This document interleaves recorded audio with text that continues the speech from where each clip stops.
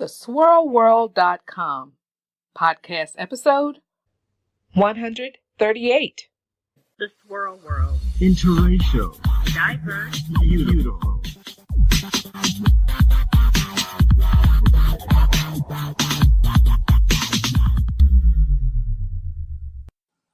Today's shout out goes to Adia R. Rogers, known online as the Trendy Socialite. Adia is a marketer, social media maven, experienced event host, speaker, and webinar and workshop facilitator. She also founded and created the #1 multi-city natural hair meetup in the world, International Natural Hair Meetup Day. She uses her unique and systematic approach to processes, planning, and productivity to allow others to connect with their purpose and power. As the Trendy Socialite, Adia believes her calling is to help empower and encourage others to develop and pursue their passions. You can find her online at adiarrogers.com and also at trendysocialite.com. Again, our shout out goes to Adia, and she spells it Adeea, R. Rogers, Rogers, known online and in these internet streets as the Trendy Socialite. And now, let's check in to today's show. Keep listening. So then and there, of course, it was great for me to study French because I really enjoyed it because opportunities would come up. I wasn't able to assist in his new study because I would be in Paris when he was doing that particular study, but that let me know I was on the right path to choose what I wanted to learn. I wasn't taking Spanish because more people speak Spanish. I took French because I liked it, and it didn't matter that other people didn't speak it. Hello and welcome, Swirl Nation. I'm your co-host, Adrienne London Leach, coming at you from theswirlworld.com, where we celebrate Black women, mind, body, soul, and spirit. Today, we're just chatting away with Miss Tobi-Velicia&nbsp, a longtime friend of the Swirl World and the epitome of the Black woman doing her own thing and enjoying life.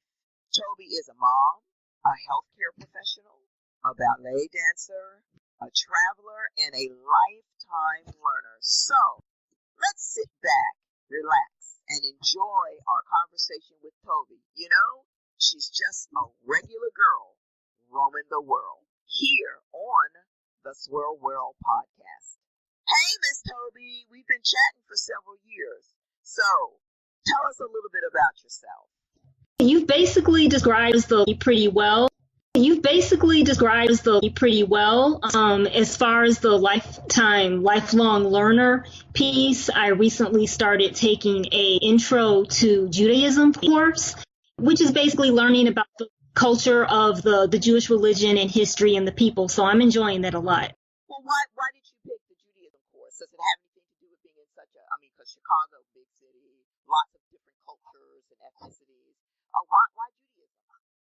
Well, I grew up in a neighborhood that was mostly Jewish at the time that I grew up in it. However, I was searching for a history course, and I happened to see in the newspaper there was a Taste of Judaism, which was a free course for 3 sessions. I took the 3 sessions, and it was so interesting that I wrote the coordinator of the program, and I told her how much I enjoyed it. And she said, oh, well, would you like a scholarship to take? Scholarship didn't pay for the entire course, but it was enough to pay for the books. So I sort of fell into the course a little bit.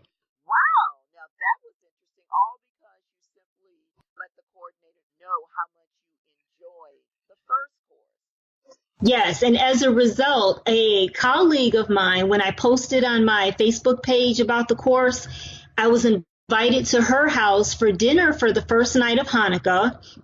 And then a few weeks later, I met a family while I was at a Shakespeare play, and turns out this family knows all the rabbis that teach the course.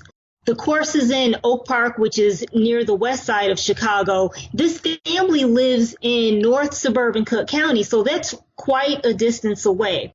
anyway, the daughter, who's around my age, decided to meet up with me so she can give me a menorah. She collects menorahs and she gives them. She said she thought that would enhance my studies. So we met up in the city for coffee, and she gave me a special menorah that's used for Hanukkah. It's called a Hanukkah. So I kind of think sometimes when you do new things, you wind up meeting new people as a result. You're absolutely right about that. That is so fascinating. And you know what? Not only with your Jewish studies, you actually have a very fascinating job. Could you tell us a little bit about it? It's more than just a job. It's actually a profession.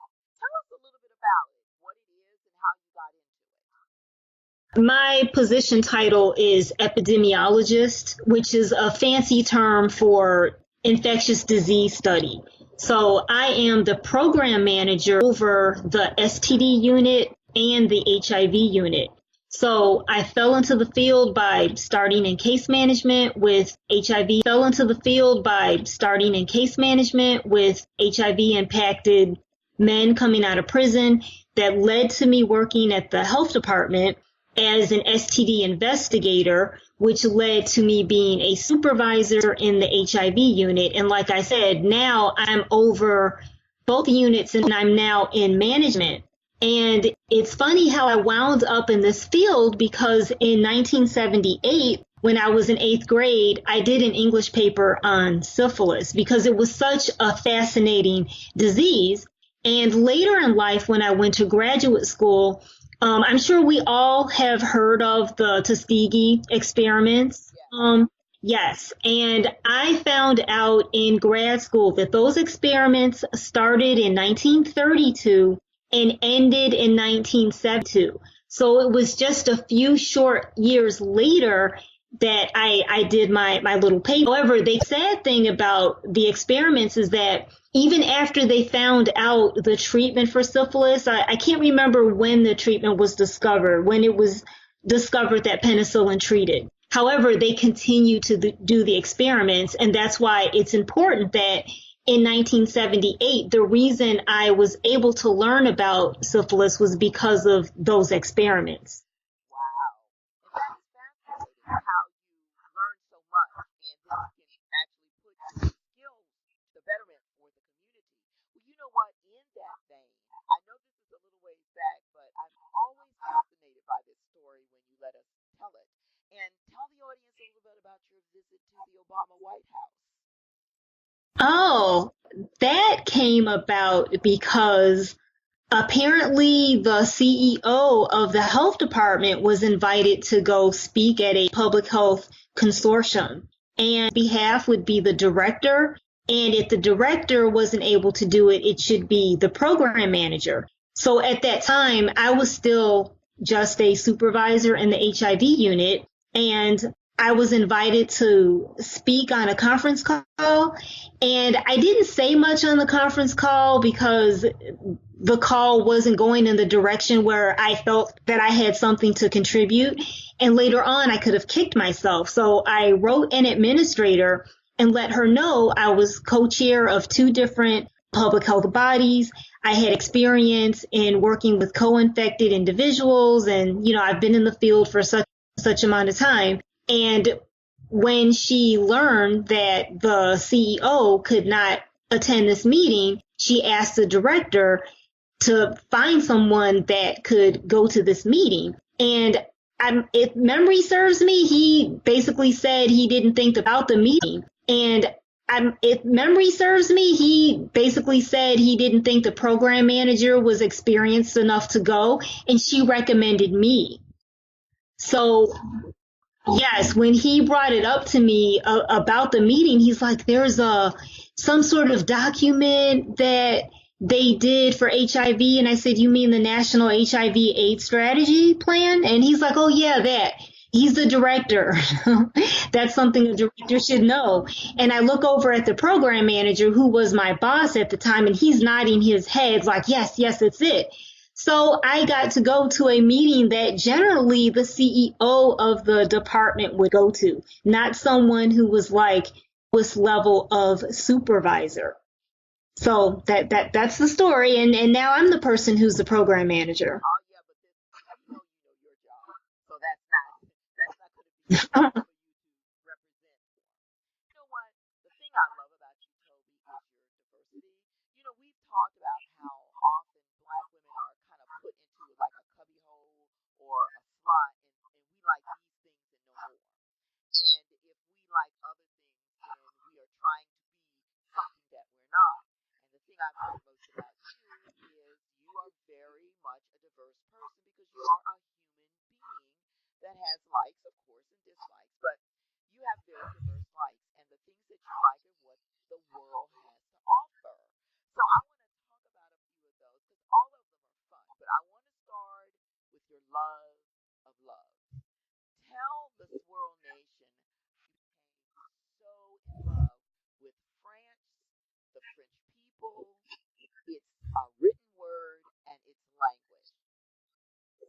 I will say it started again in 77 or 78 when I a little bit of the language because my grandmother liked it, but I had never learned to speak it. No one in my family is a native speaker. It's just an interest. And in my French class in 7th grade, I'm looking at the book and I open the book and there's a picture of a little black girl in this book. And I was like, oh my goodness, she looks just like me and she speaks French. So that was my entry into learning about the language. And I knew that one day I would go to Paris. It took some time. It was, after my child was grown.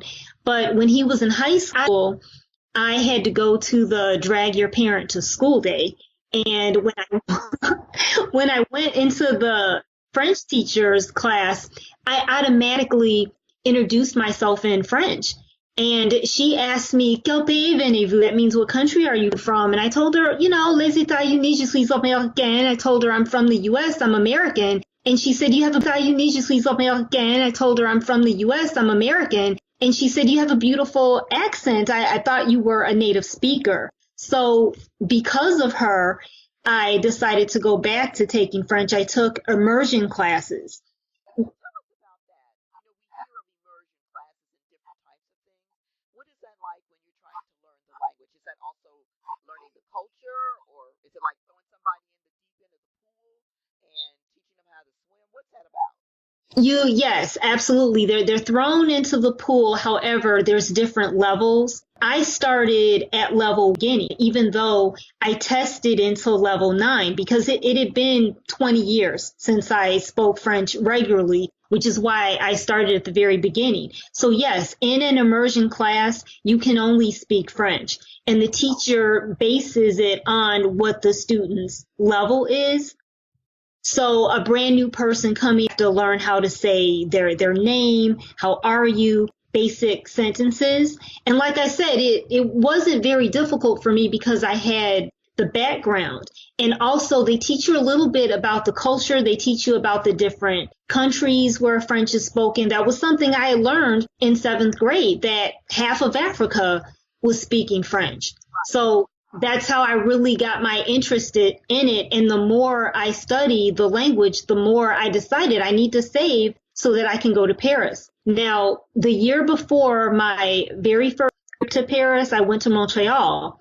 And that was because I figured maybe I should go somewhere close and inexpensive where I can practice it a little bit. Now, you can imagine in the U.S., a lot of more people take Spanish than French. So for years, people told me all the time, why are you taking French? That's a waste. There are more people in the U.S. who speak Spanish.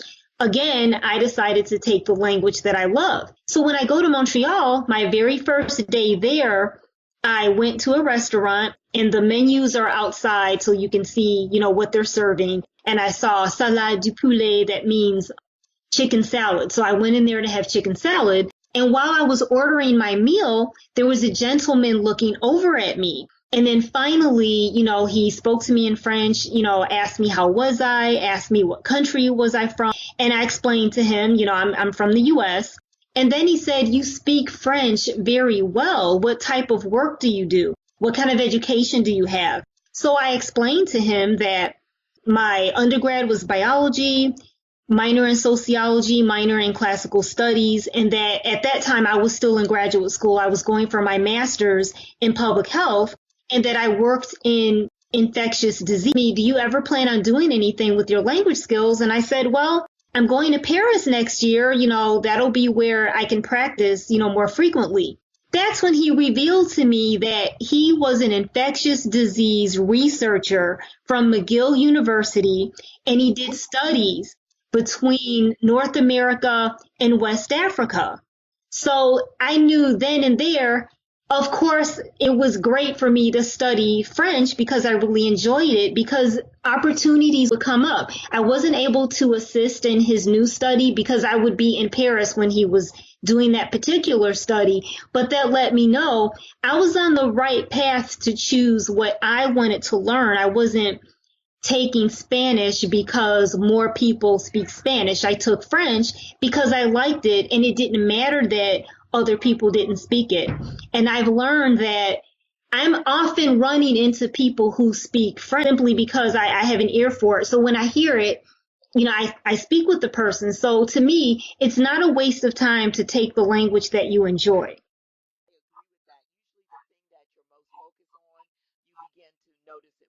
Have you ever had that thing where you bought a new car, a certain kind of car, and then you're out driving and you notice that other people have the same kind of car? Then that's only because you're noticing it more.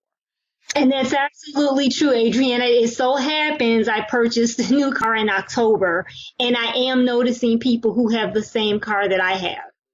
Well, back to France.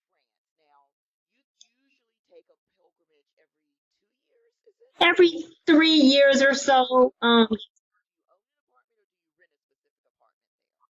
I rent an apartment. The first time I rented a 2-story studio apartment, and the second 2 times I rented the same apartment. And when I went online that I really liked, it wasn't available because someone decided to rent it for like 2 years.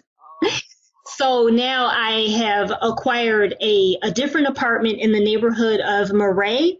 And it so happens that Marais is where I take ballet classes in Paris. It's like it's walking. All of it is walking distance, no matter where I stay in Paris. But this is in the exact same neighborhood.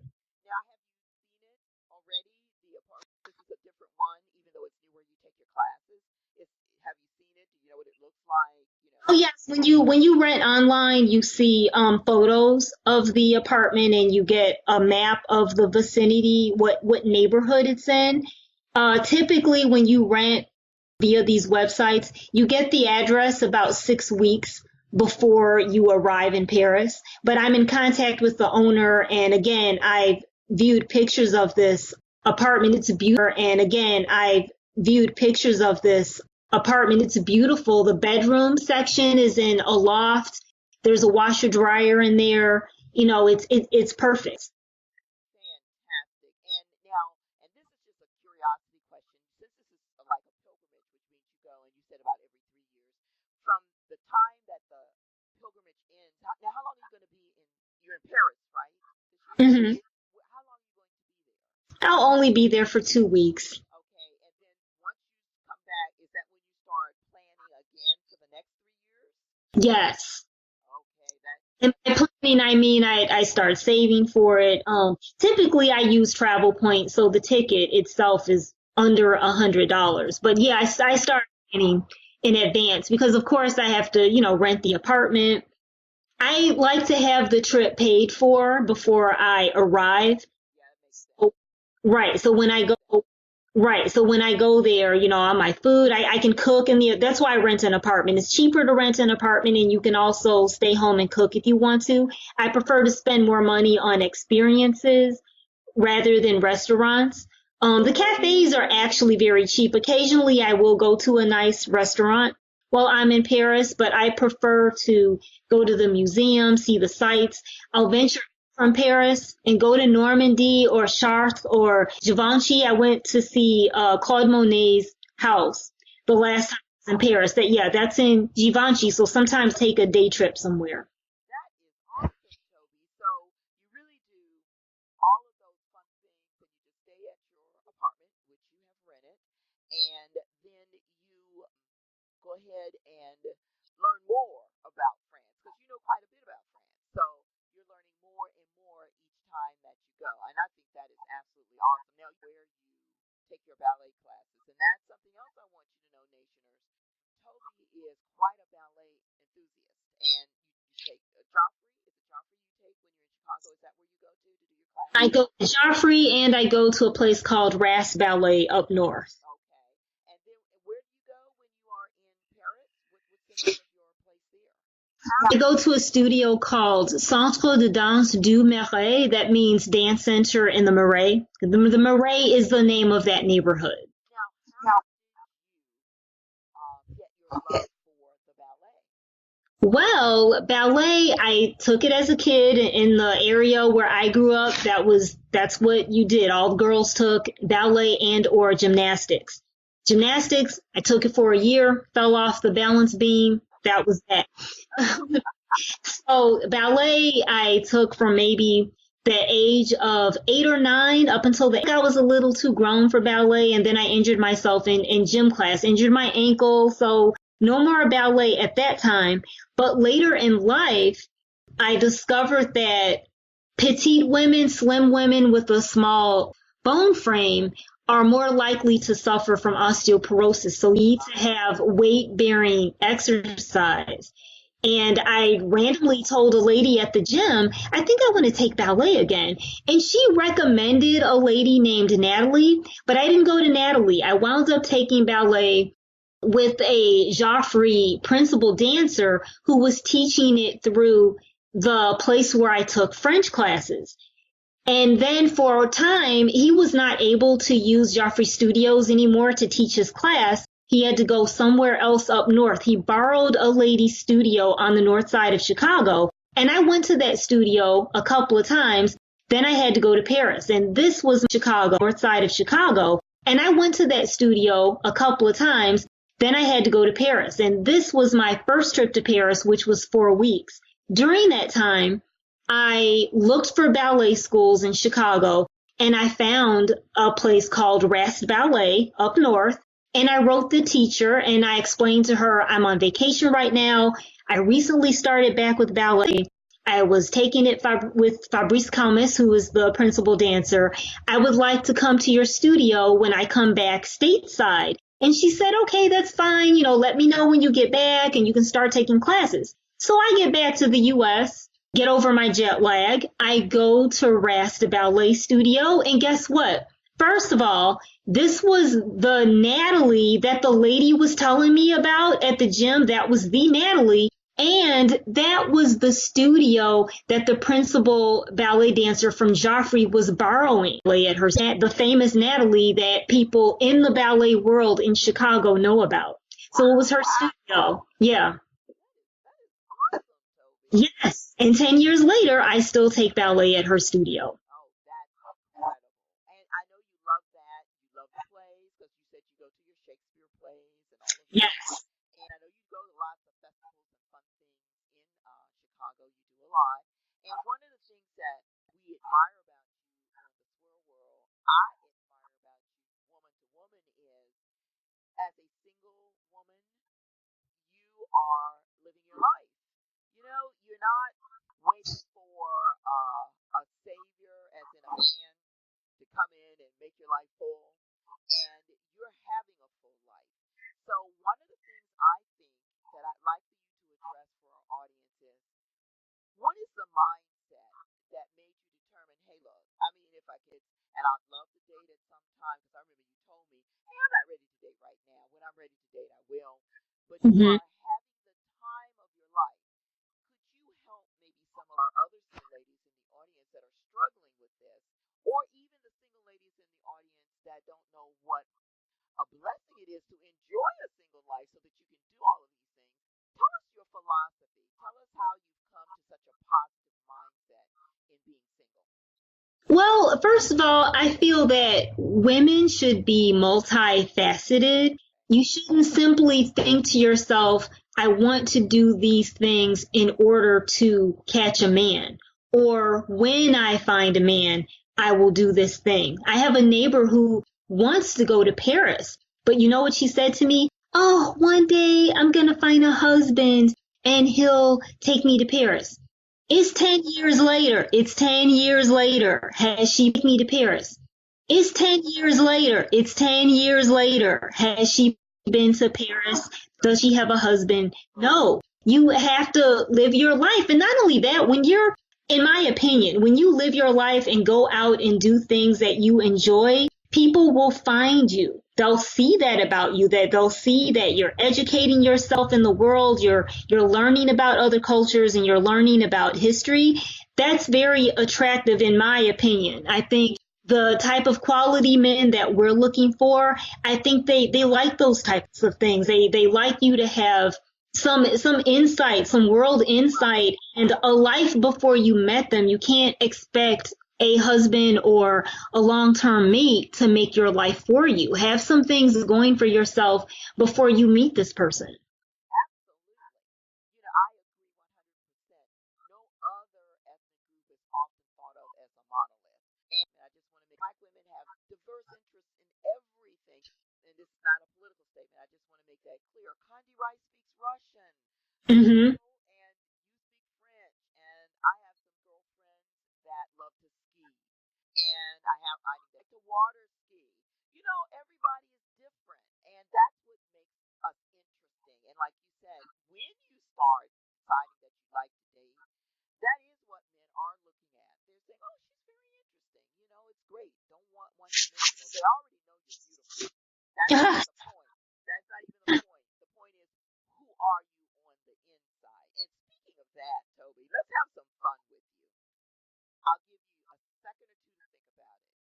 Tell us 3 fun facts about you. And it can't be about France. It can't be about your job. It can't be about, I got to lay, audience, you don't know my girl. So I got to lay these out.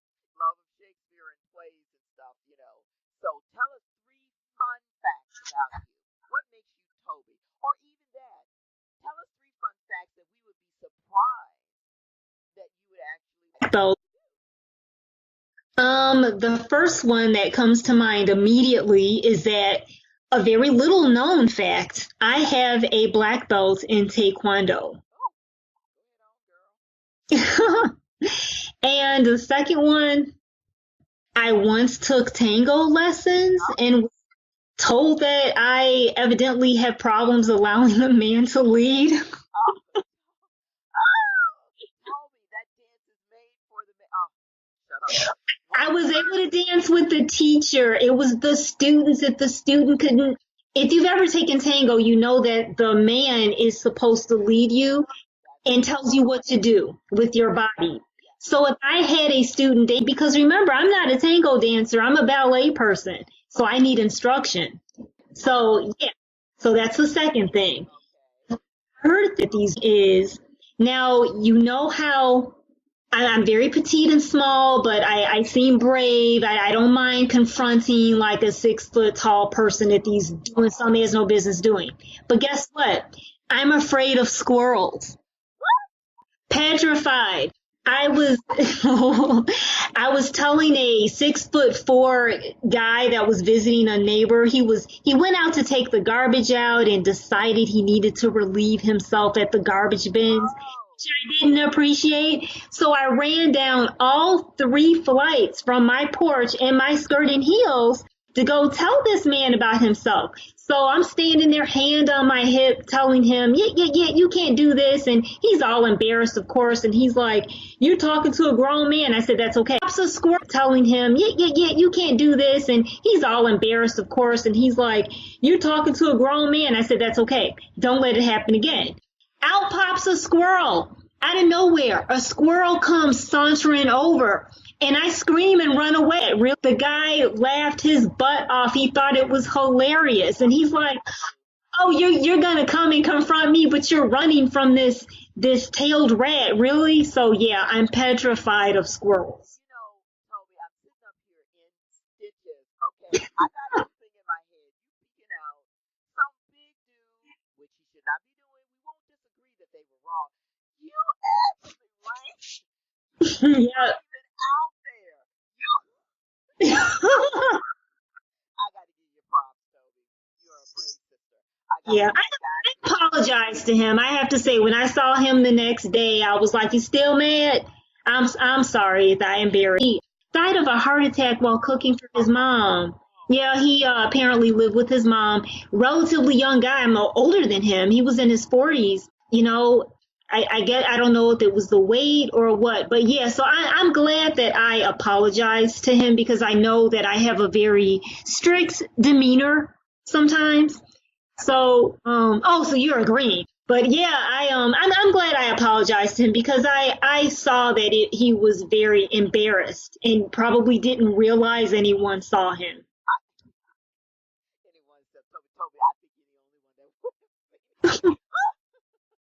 So anyhow, so listen, now, before we wrap up, I always like to ask our guests something that they can tell our listeners that may help them through, give them a piece of advice or something. And what I'd like you to do is to give our listeners, especially our advice, in regards to living your life and enjoying your life while you wait, if necessary, for the right person to come along. In other words, like you said, you're not, if you meet the right person, all well and good, but you're still going to enjoy your life while that's happening. So give some of our young ladies that are also trying to do that, give them some advice, give them some wisdom on how they can do that and be happy. I would say first and foremost, be yourself. There's some sort of Shakespeare quote. I don't remember what it is. It might be something like, "To thine own self be true," something like that. First and foremost, be yourself. Find the things that you are interested in. If you don't like football and baseball, don't go to baseball and football games thinking that you're going to meet Mr. Right there. Do the things that you enjoy the most. In baseball, don't go to baseball and football games thinking that you're going to meet Mr. Right there. Do the things that you enjoy the most, and you will most likely meet someone that you like and someone that has common interests as you do. Not necessarily everything. I mean, there's always differences in people that you meet, but be yourself. Be happy with yourself. Appreciate yourself. Don't make comparisons of yourself with other people. And I still struggle with that a little bit. I'm a small person. I'm 5 feet tall, barely 90 pounds. I have the typical ballet frame. But there have been times in my life I wanted to be a little more curvy. There's a certain way that I wanted to look. I'm 52 years old now, and I finally realized that I need to appreciate and accept who I am. And if I appreciate myself, other people will as well. Hey, I've been told that I look 35. You do. You look you do. You take very good care of yourself, and your petite size does help, and you are healthy. So Yeah. absolutely. Yes, great hair and all. Did I tell you about the little comment at the Shakespeare play? I don't know if you saw it on my Facebook page. So what happened? A young Hispanic gentleman, he might have been 25 at the most. This baby came up to me and said, "You're beautiful. Your gray hair is dope." Actually, it is. You know that's a thing now, don't you? That's what he said. He said that's very it's on trend, and I said, well, for me, it's just my natural hair. There you So go. So you're on trend naturally, isn't it? yes, Well, Toby, thank you so much for taking time out of your busy day to talk with us and to encourage a lot of the ladies that are listening and just enjoying life. I mean, having life is a good thing. Enjoying life is even better. So it has just been great spending time with us, laughing, joking, and showing that people, black women, are not one dimensional. We love all kinds of things, and you've shown that, Toby. So thank you so much for your inspiration. And Nationers, that's our show today. So until next time, remember the Thanks for listening. Make sure to like The Swirl World on Facebook and subscribe to the blog at theswirlworld.com. Head on over to iTunes and subscribe to the podcast or listen directly from our Facebook page. We can also be heard on SoundCloud and Stitcher Radio. The Swirl World. Interracial. Diverse. Beautiful.